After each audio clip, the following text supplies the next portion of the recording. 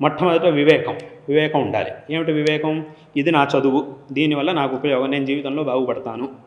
ఇది వేరే ఈ విద్య నుంచి మనల్ని పక్కకి తప్పించేవి ఏవైతే ఉన్నాయో ఇవన్నీ కూడా నాకు అపకారం కలిగించేవి, కాబట్టి వీటిని జోలికి నేను వెళ్ళకూడదు అనే వివేకం మొట్టమొదటి వీడికి ఉండాలి. ఆ వివేకం ఉండాలి పిల్లలకి.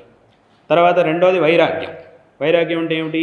ఇది నా చదువు కాబట్టి ఇది మాత్రమే నాకు కావాలి, దీనికి ప్రతిబంధకాలు ఏవైతే ఉన్నాయో అవన్నీ నాకు వద్దు అని వదిలిపెట్టేయాలి. మళ్ళీ ఏదో పుస్తకం పెట్టుకొని చదువుతున్నాడు, మనసులో మాత్రం దాన్నే ఆలోచిస్తున్నాడు అంటే మళ్ళీ ఇప్పుడు చదువు సాగదు. దాన్నే వైరాగ్యం. ఆ వైరాగ్యం వీళ్ళకే ఉండాల్సిందే. ఏదో శాస్త్రంలో అద్వైతత్వ సాధన చేసేవాడికి మాత్రమే కాదు, చదువుకునేవాడికి ఇది ఉండాల్సిందే. అలాగే సమాధి షట్కం అంటే ఏమిటి? చదువుకోవడానికి కావలసినటువంటి మనోనిగ్రహం ఉండాలి, ఇంద్రియ నిగ్రహం ఉండాలి, అది వాళ్ళకే ఉండాల్సిందే. ఏకాగ్రత ఉండాలి, అవన్నీ కూడా వాళ్ళకే ఉండాలి. ఇక చివరిది ముముక్ష. అక్కడేమో ముముక్ష అంటే నేను ముక్తిని పొందాలి అనే ఇచ్చ. ఇక్కడ ఏమిటి?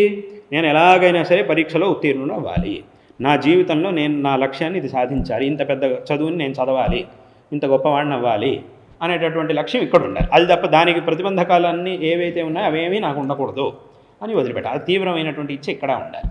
అప్పుడు అక్కడికి ఏమైంది? శంకరాచార్యుల వారు తమ భాష్యంలో ఈ 4 సాధనాలని చెప్పారు. ఉచ్యతే నిత్యానిత్య వస్తు వివేక, ఇహాముత్రార్థ ఫలభోగ విరాగ, శమదమాది సాధన సంపత్తు ముముక్షుత్వంచ అని ఈ 4 సాధనాలని శంకరాచార్యుల వారు చెప్పారు. అయితే ఇక్కడ ఏమైంది? ఈ 4 సాధనలు, ఈ సాధన చతుష్టయం అనేది ఏదైతే ఉందో ఇది కేవలం అద్వైత తత్వాన్ని సాధన చేయడం కోసం మాత్రమే కాదు, లోకంలో ఏ పనిలో మనం విజయాన్ని పొందాలన్నా కూడా ఈ 4 మనకు ఉండాల్సిందే. కాబట్టి ఆ అద్వైత తత్వం మనకి లోకంలో ఈ రకంగా కూడా ఉపయోగపడుతుంది.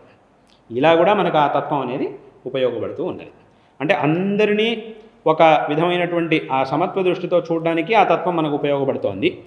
అయితే వ్యావహారిక దశలో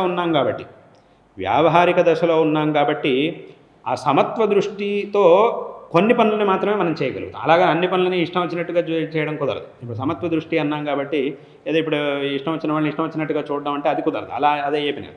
వ్యావహారికంలో కొంత మటుకు మనం ఆ సమత్వ దృష్టితో చూస్తూ, ఎందుకంటే ఇప్పుడు మనిషి ఏం చేస్తున్నాడు? ఎక్కడ సమత్వ దృష్టితో చూడాలో అక్కడ చూడట్లే, ఎక్కడ సమత్వ దృష్టితో చూడాల్సిన అవసరం లేదు అక్కడ సమత్వ దృష్టితో చూస్తే రెండింటి వలన మనకి ఇబ్బందే, ప్రమాదమే.